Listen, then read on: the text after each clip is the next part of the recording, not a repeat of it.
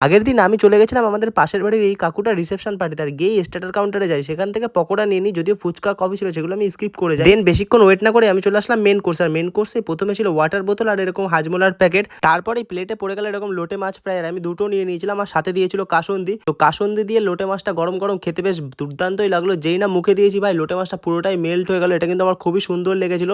তারপরেই প্লেটে পড়ে গেল এরকম গরম, গরম ভাত আর সাথে ধোয়া ওঠা এরকম মাছের মাথা দিয়ে তৈরি ডাল আর এরকম ঝুরঝুরে আলুর চিপস। তো যাই বলো বিয়েবাড়িতে অনেক মেনু থাকলেও কিন্তু আমার এই ডাল আলুর চিপস দিয়ে খেতে কিন্তু খুবই ভালো লাগে। তারপরে উপর দিয়ে একটু লেবু চিপে নিলাম। তারপরে এই মাছের মাথার কাঁটাটা একটু চুষে খেলাম, যেটা কিন্তু ভাই দুর্দান্ত এক কথায় খেতে ছিল। তারপরে এই প্লেটে চলে আসলো কাতলা মাছের কালিয়া, সাথে এরকম মাছের জুস দিয়েছিল, যেটা কিন্তু লেবু দিয়ে মেখে খেতে আমার কিন্তু খুবই সুন্দর লেগেছিল। তোমরা কিন্তু কমেন্ট করে জানাও তোমাদের বিয়েবাড়ির কাতলা মাছের কালিয়া খেতে কাদের কাদের ভালো লাগে।